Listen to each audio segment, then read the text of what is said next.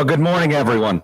We're going to start our update this morning with an update on the weather that we've seen and the weather that is to come. We are experiencing a snowstorm on top of a flooding event. We want to make sure that everyone has the information that they need to stay safe. Let's put up the first slide. As of early this morning, some parts of our state had received 4+ inches. That's not the slide. The first one was the snowfall range that we have seen thus far. Here it is. We had one part of our state that received 8 inches of snow, Western Kentucky getting a significant amount, some parts with 6, plus here on the ground in Frankfort about 2 to 3, so right in line with the projections. Thankfully for parts of the state, it's not the highest part. Just getting reports directly from county judges in Eastern Kentucky, the snowstorm is significant enough there where we're not able to get a number of vehicles out on the roads, so that's going to delay some of the road openings in counties, but we want to make sure that everyone is safe as we get through these storms. The next slide is the expected amount as we move through this first part of the snowfall and into what we expect for later in the day.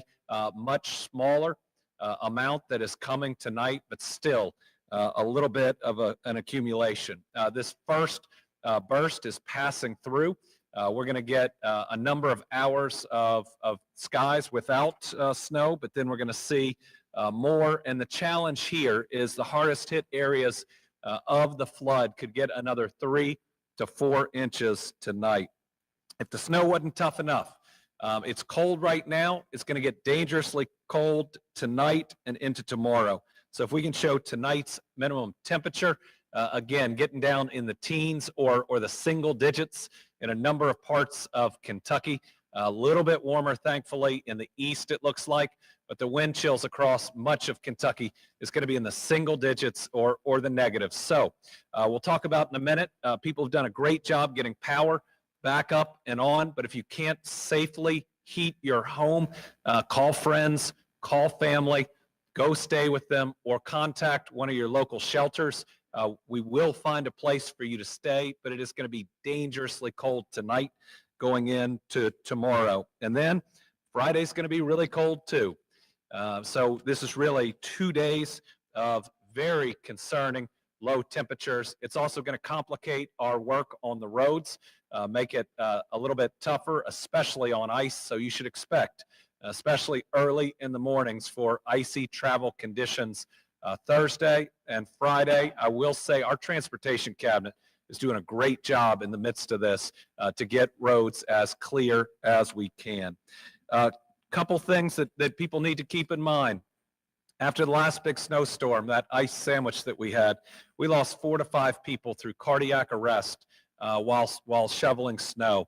So we want to message this. It might not seem like there's a lot out there, but we don't want to lose anybody in the cleanup part. So take it slow, take breaks, make sure that you're getting a lot of fluids, lift with your legs. Now that we know that we're losing a number of people through this, we just want to make sure that everybody is taking care of themselves.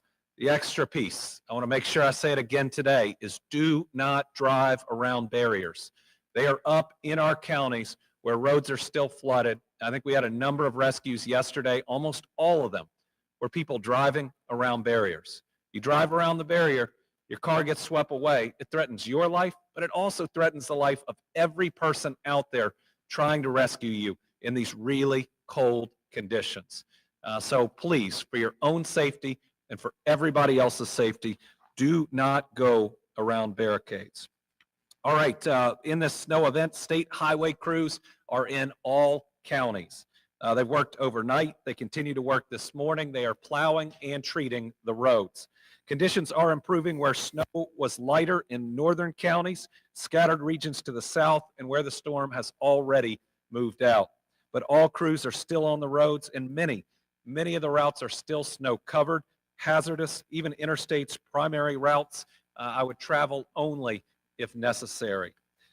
Active crashes on our interstates and parkways have included several lanes being blocked in Louisville and one in Rockcastle blocking southbound I-75. We are clearing that or in the process of it now. Temperatures remain below freezing today and dangerously low tonight, where salt will be less effective. So expect hazardous conditions. Take a lot of time if you have to go somewhere. And if you don't need to go on that trip, don't go on that trip until we can get the roads in better condition. Remember, goky.ky.gov can give you information on snow conditions, but also on which roads are still blocked and which roads are opening up. So when we look at that piece, we're still dealing with a historic number of road closures, 220 currently closed, 209 from high water, 10 from mudslides, and 1 from a rock slide. That's still changing. We're getting more roads open, but water is slowly draining due to high river levels. And again, that can cause embankment issues to where in some of the days since the worst flooding, we've still gotten some new road closures. So again, goky.ky.gov. You can check on the most recent conditions. Crews will continue to focus on restoring vital transportation links and keeping Kentuckians safe. And I just want to say that 220 roads, those are just state and federal roads. There are a whole lot of county roads. You know, Pike County, I think, had 300 plus roads impacted outside of our official count, but we're working really hard to get them open. And with many roads still flooded, even plow trucks will need to detour around, which could affect snow clearing operations. So keep that in mind. The good news is we have facilities in every county and will remain on call to keep Kentuckians safe. Our National Guard has continued its good work. As of 8 a.m., we have more than 250 Kentucky Guardsmen actively responding to the aftermath of flooding and for this winter weather. In response to the floods, our Guardsmen remain on call to continue responding for search and rescue and high axle transportation. And in areas where the water is receding in eastern Kentucky, engineers from the 149th Maneuver Enhancement Brigade are working closely with officials to assess the damages and prepare their teams for the important missions of making roads navigable again. Other teams will continue to work debris removal and assist transporting supplies and conducting welfare checks. Specifically in response to the snowfall and freezing temperature, Guardsmen were staged across the Commonwealth where they're ready to assist road crews and emergency responders in areas where they are needed the most. I want to again personally thank the men and women of the National Guard, of the Kentucky State Police, of KYEM for their hard work, resilience, and service to our Commonwealth. Just about all these people have been working 3-4 days on very little sleep, and they get up and they get after it because they believe in the mission of protecting Kentuckians. For Kentucky State Police, since the morning of February 15th, they've now answered 12,508 calls for service. Since the snowstorm began last night, Kentucky State Police troopers have responded to 40 non-injury accidents, 3 injury accidents, and 39 motorist assists as of this morning. No fatal accidents. Let's keep that. Let's make sure that we're taking our time, we're protecting ourselves and the motorists around us. So slow down, take your time. Last night, about 6:45 Central Time, Kentucky State Police Post 1 began receiving multiple calls regarding a semi-truck that collided with a Kentucky Transportation Cabinet snowplow. Troopers responded to the crash on I-24 in Lyon County and found that due to hazardous conditions and limited visibility, the semi-truck rear-ended the snowplow. Thankfully, no injuries were reported. In fact, the plow was repaired and back to work within 2 hours. That's some serious dedication. The work from our state police and our transportation cabinet does not go unnoticed. They continue to rise to the challenge time and time again. So remember, it's dangerous out there. You need to give a wide berth to these transportation vehicles. So make sure you are especially careful around them. They are our Kentucky neighbors. They need to get home safe too. Okay, on the flood yesterday, while conducting search and rescue flights, the Kentucky State Police Aircraft Branch located a dock connected to 15 boats that had broken away and washed down the Kentucky River. The flight crew coordinated with first responders on the ground to identify and secure the dock before it collided with a bridge. Kentucky State Police pilots have flown federal emergency management officials over flooded areas to try to expedite our requests for individual assistance. This morning, I also want to thank our fish and wildlife officers. Kentucky game wardens from across the state have been tirelessly working since Saturday night and conducting countless land and water rescues and delivering critical life-sustaining supplies to disaster victims. During this tragedy, it's been uplifting and promising to see first responders and community members unite as humanitarians to save lives. The Kentucky Department of Fish and Wildlife Resources is prepared and committed to continue to provide response efforts as needed. They're using boats and off-road vehicles to gain access to areas that are not reached by conventional means, and they continue to conduct welfare checks, answer calls for medical emergencies, and to deliver food, water, cleaning supplies, and sources of fuel. Since Saturday night, 2 game wardens navigated high water by vehicle and on foot to rescue a family in Perry County near the Big Creek area whose home was being overtaken by floodwaters. The wardens carried an infant and a 3-year-old child through rushing floodwaters and returned to the residence to extract the remainder of the family, delivering them all to dry land. And on Tuesday, Kentucky game wardens navigated 20 miles of round-trip treacherous, debris-filled waters by boat near Johns Creek area of Floyd County, where they rescued an elderly woman in need of critical medical assistance. This effort took several hours. These are just a couple examples of the good work of Fish and Wildlife, and these stories you could tell for all of these boat crews, all of these first responders, just incredible heroism time and time again. And when you see it, they get these people to safety, they jump right back in the boat, right back in that helicopter, and they get back out there to help even more people. Flood-related fatalities are holding steady, thankfully, at only 14.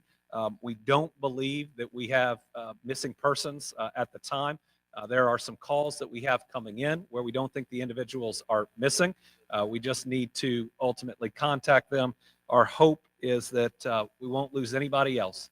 But remember, these are 14 children of God that aren't with us anymore, and a lot of families are hurting. That's the reason that we established the Team Kentucky Storm Relief Fund to assist those impacted by floods and the severe weather system. Right now, we've got, I believe, $120,000 that have been donated from 1,234 donors. That includes a generous donation of $20,000 from CSX. We'll need at least $20,000 more just to cover the funerals, which is the first expense that we've always paid for. The least we can do is mourn together and to make sure these families aren't having to worry about that in the midst of the tragedy that they are going through.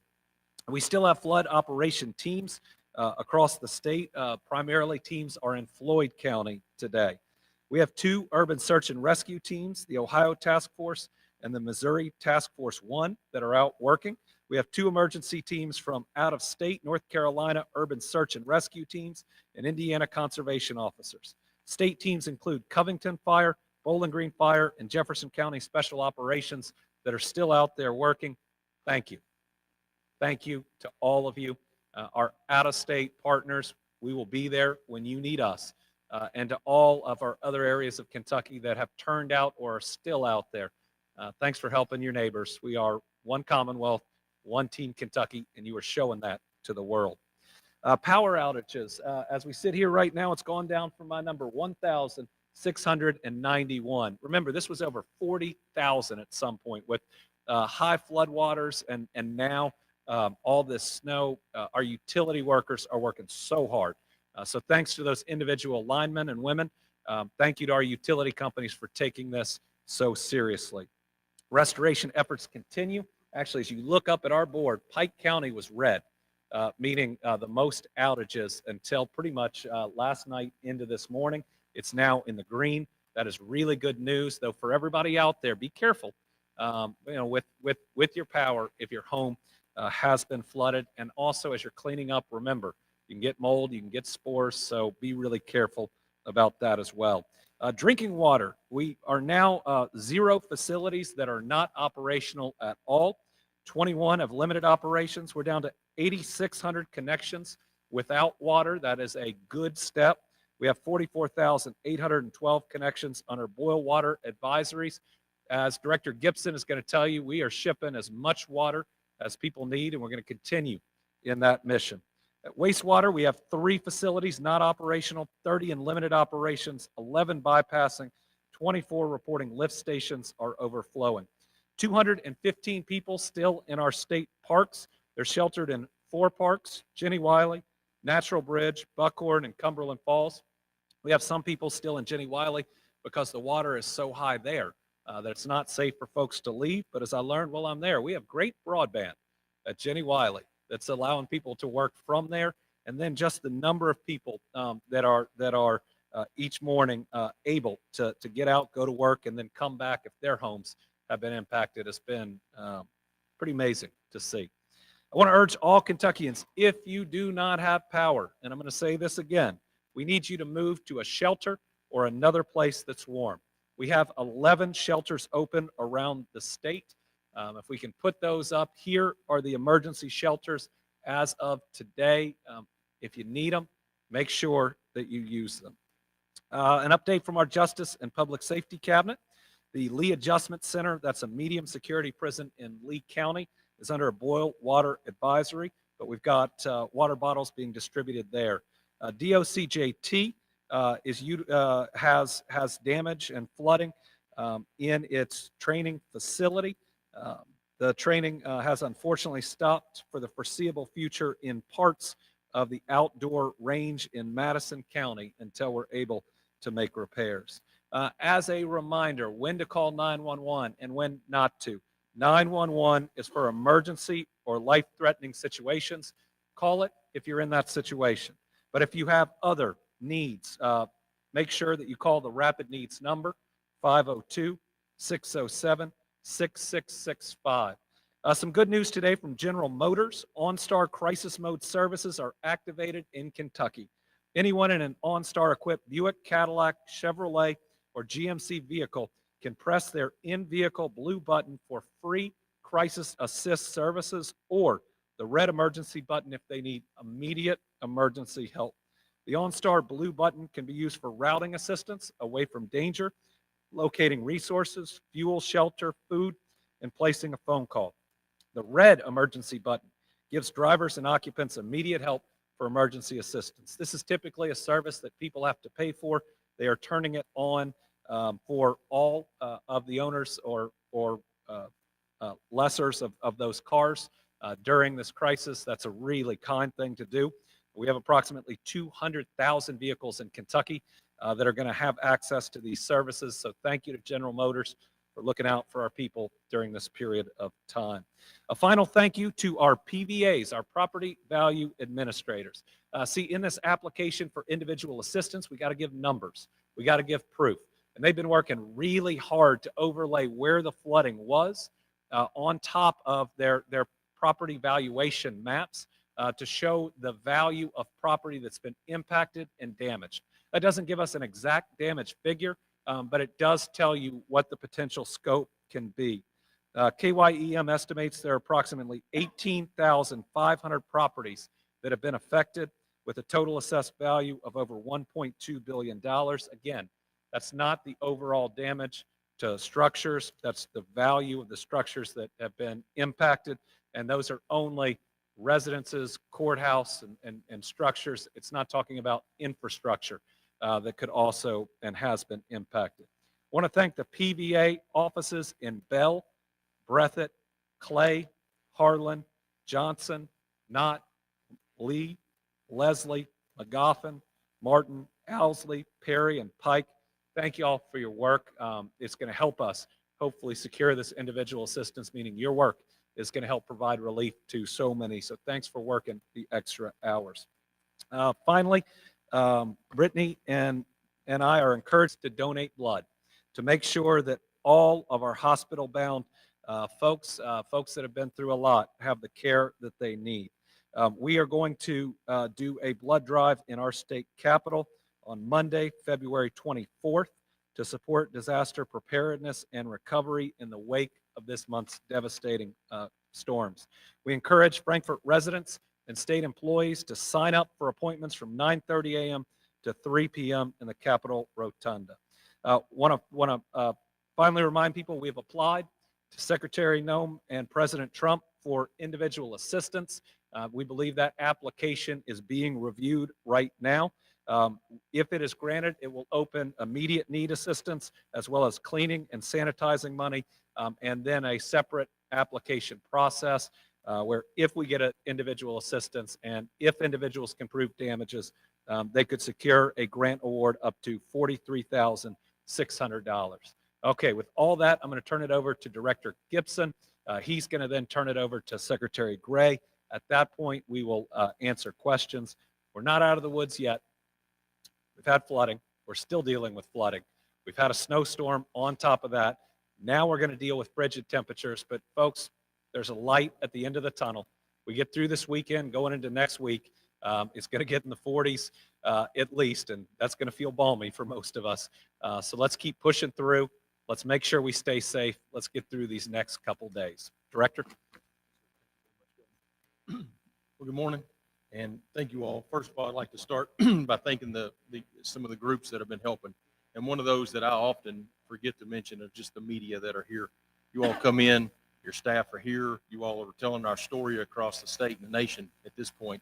And just thank you for getting that word out. The help's coming in. People hear about our story. The safety messages that you all are sharing can't be appreciated enough by my team here, because we're trying to message that safety, and you all are that mouthpiece for us. So thank you all, as we also include you all in the list of people that are very helpful in one of these type of disasters. And we know that there's no way we could go down the list and list every agency and every volunteer agency and every neighbor that's helped a neighbor. And as we look through it, we know that these agencies that have been mentioned by the governor this morning, they're very numerous at this point, and that's what people expect from Kentucky. And that's what Kentucky is about. We know that this is one state helping one another, and all of your governmental agencies and your local agencies, cities and counties alike, have all come together during this time. From this position that I sit in, I get to talk with many of these local officials on a daily basis. Many times, those local officials are reaching out to this office, telling us what's going on in your community. Now they're starting to share back images with us, and it's really telling the devastating story that's went on across the Commonwealth. And as we go through this disaster, I think that the information that the governor shares with the media and the world through this outlet is so influential in a way that helps people understand just exactly what the struggles are here in the Commonwealth. And then you can see how you can find a way to lend a hand to your neighbor, or to you can help your neighboring county, or if it's a state to state. So this elevated response in one of these major disasters is the best way through one of these. And you see this team in here working every day, night and day, making sure that we're coordinating that resource for you all. As we go through this, we just want to make sure that we talk about that safety message.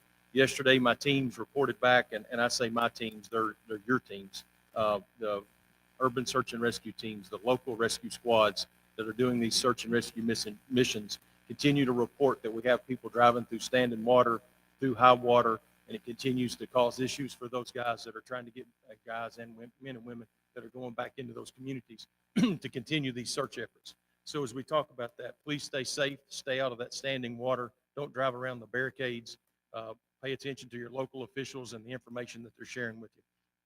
Safety is our top priority. We're in a winter event has now started.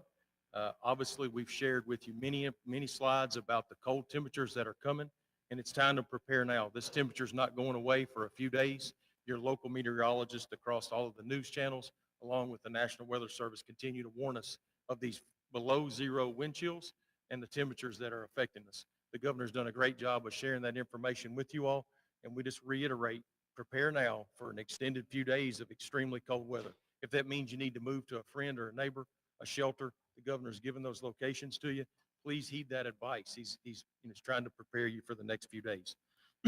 A few summary items of the things that have been going on. I get a lot of questions of how this event is unfolding, and we continue to share the good news. But there's a very tragic story to this. Many deaths that you all have been talking about, the 14, but also the other good news, I guess the life-saving measures that have been performed, the stories like the governor told, as he talked about the rescues that just one particular agency had done, and then another particular agency had done, and then all the work that's been going on.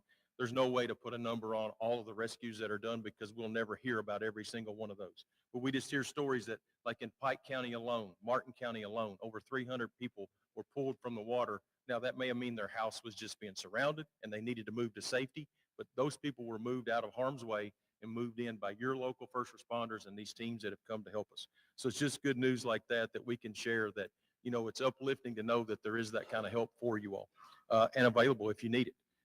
We've taken over 250 calls on our portal, our other needs assessment portal that we're taking in. We're working through every one of those. We're not completely caught up, but we're very close, and our team is dedicated to getting to those calls, making sure we're addressing your needs. We know that 911 is for those emergencies. This is those non-emergency things. About 250 people have utilized that resource. We continue to watch this weather as it unfolds. We've talked about it. I want you all to know, where we're at with it. The Transportation Cabinet's going to be briefing you on their efforts here in just a second. So be prepared for the winter weather that we have. A few other things to talk about. Blankets. We have asked and received from FEMA this morning a shipment of blankets that came in from DC overnight, and those are being sent out to the distribution centers to make their way to those in need, the ones without power, the ones that have lost all their things due to it getting wet, and they don't have those necessary things to stay warm. So thank you to FEMA for expediting, and that's to get those blankets into our hands so we can get those pushed across to those areas that are in need. So with that, also would like to say that we've been pushing out a lot of drinking water. We talk often about this critical infrastructure that affects so many Kentuckians. Clean water is necessary. There's no doubt. And we have plenty of these water systems. Your officials in those departments are working very hard to get their systems up and running. But many people are still under boil water advisories. There's a lot of issues going on as they continue to rebuild that infrastructure and rebuild the capacity to take care of those needs. To that effect, here at our office, we've shipped out almost 1 million bottles of water. 938,880 bottles of water have left here. It's kind of a big number to say, but you think about that. We keep water on hand for these emergencies in advance. And as we've went through our supplies, FEMA have restocked our shelves so we can continue to move that product out. So we know that many of your officials are reaching out for that, and that's a good number to just talk about. But over 900,000 bottles of water just since this event has began, we've pushed out to Kentucky. So I'd just like to end with just thanking everybody for the support and trust that you've entrusted us with to do this work. These are challenging times, and we definitely understand that we still have people that need our help. We just ask you to stay safe, follow those official updates and warnings that we're sending out. And if you have needs that we're not addressing, please let us know, and we'll do our very best to take care of them. For that, I'd like to turn it over to Secretary Gray from the Transportation Cabinet to give you a brief update on what's going on with the roads and in his cabinet. Thank you, sir. Thanks, Director. I'm just going to amplify on a few points that the governor covered a lot of our transportation topics. First, I just got a text message about the crashes in Louisville. Those crashes have been cleared, and those roads are now open. The crash on southbound 75 in Rockcastle, Mount Vernon, that too has been cleared. So that's good news. Now, the governor says routinely that safety is our top priority. And that's not just a catchphrase. That's from the heart. It's a big deal. I've seen it in our 2,300 highway employees, our highway heroes.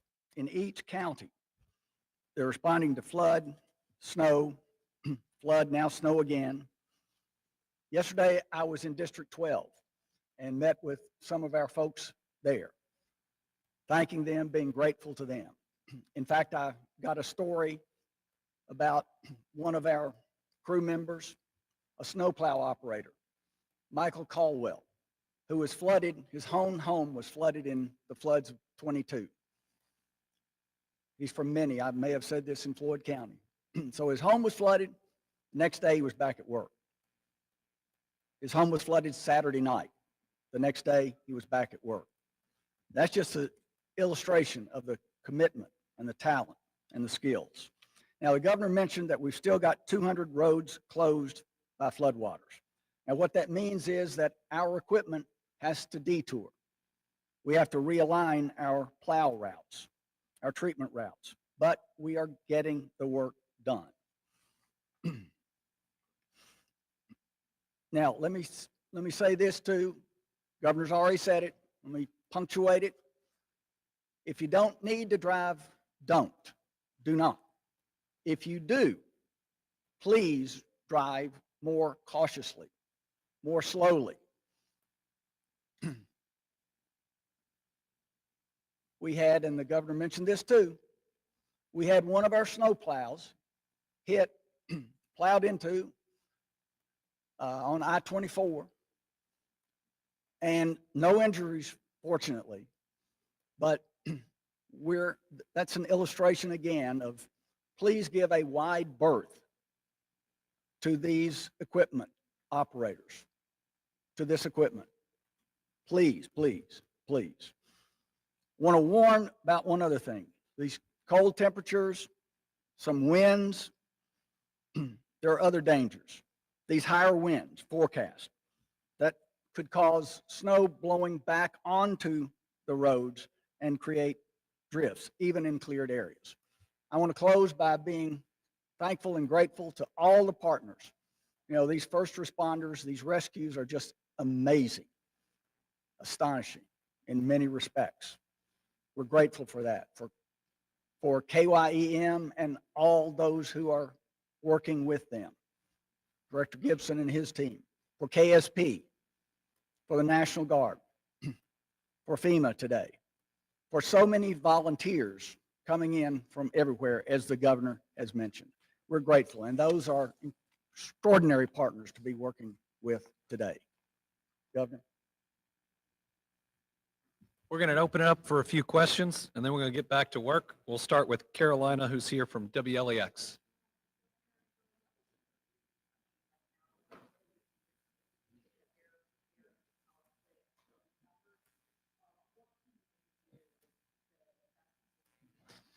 We are preparing information for the legislature. The legislators we've talked to are very interested in helping. We need a couple things. Number one, in the last budget, they put a cap on the amount that we could spend responding to a natural disaster. We're there.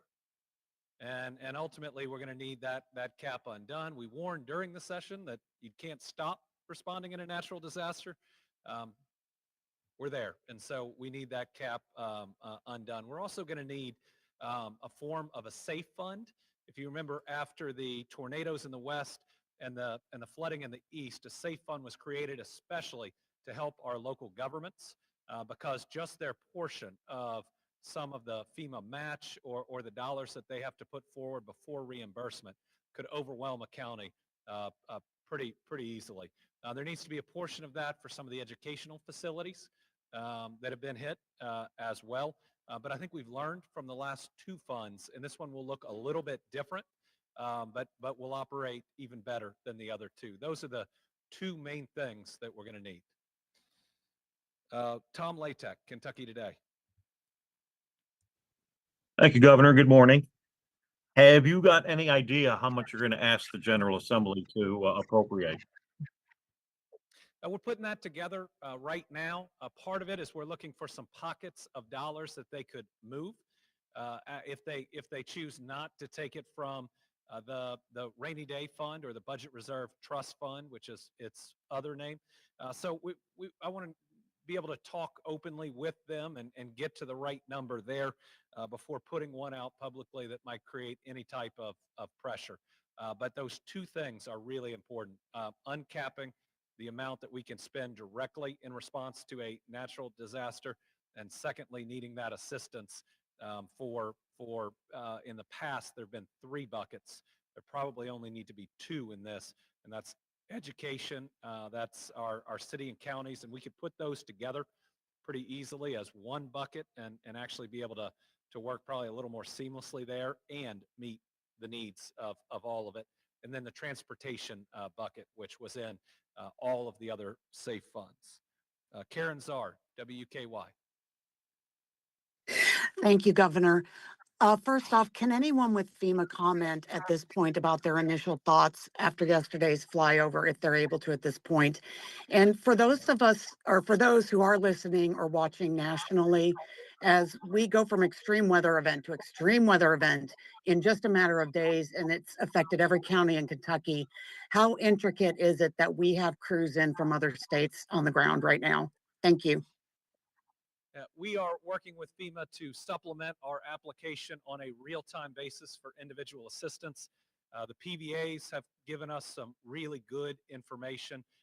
We've got other folks that have been out there documenting all of the damage, and we're having to provide some pretty specific information because opposed to 2021 or 2022 when houses were just wiped out and you could fly over something and get pictures and say, well, of course we've met this amount. This is where people have had 6 feet or 2 feet of water that has ruined everything on the first floor or the only floor of the house that they're in. And so the damage you can't always see in the same way.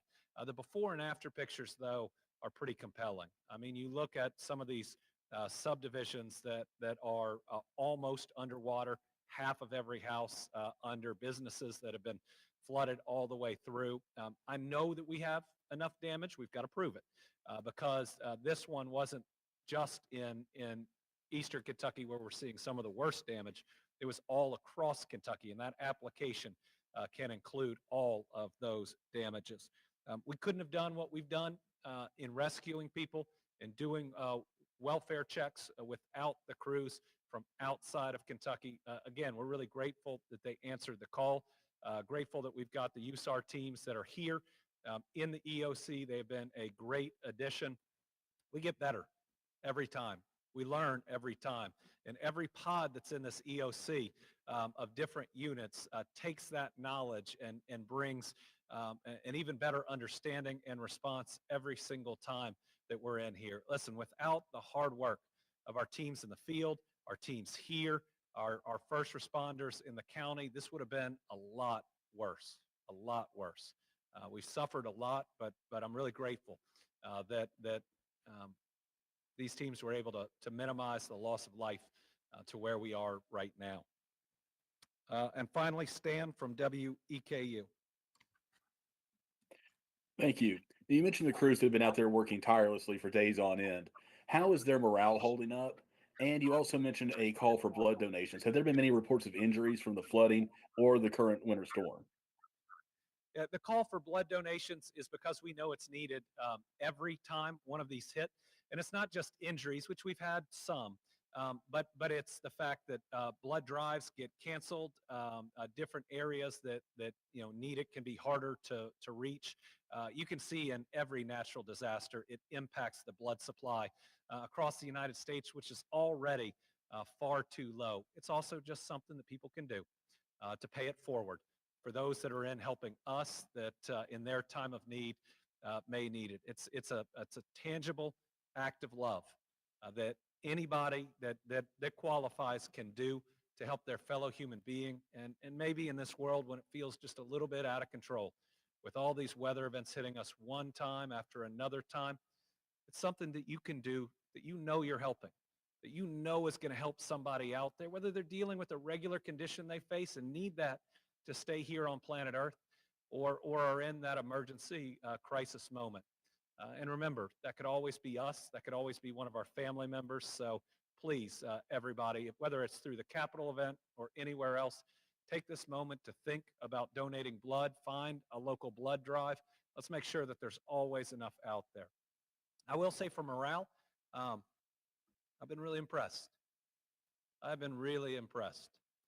It would be easy to in many of our areas or in this facility to have a level of PTSD, of weariness about the number of these or how long this one's gone on, flooding and snow and now dangerously cold temperatures. But everybody's in here working together. Everybody is bringing everything they have. I'm seeing the same performance on day 4 as I did on day 1. And we're seeing that in our transportation crews and everybody out there. It's really amazing. Everybody working together, keeping their spirits up, and they know the work they're doing. They get to see the kids that they pull out of danger and their parents and the animals as well. So to everybody out there, again, we can see the light at the end of the tunnel. It's a long tunnel. We've got to get pretty much through this weekend, but we'll get through it and we'll get through it together. Thank you all very much.